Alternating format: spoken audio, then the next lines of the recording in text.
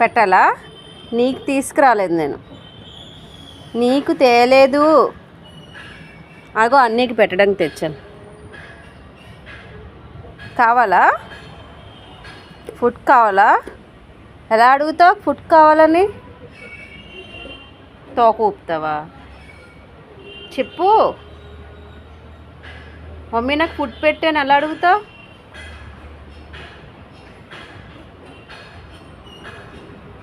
నన్ను చూడు, ఎంతసేపు గిన్నె వైపే. చెప్పు చెప్పు చెప్పు చెప్పు చెప్పు. అలాగా అలా అడుగుతావా? మమ్మీ ఫుడ్ పెట్టని పెట్టాలా అయితే? సరే లక్కీ, బాగుందా ఫుడ్?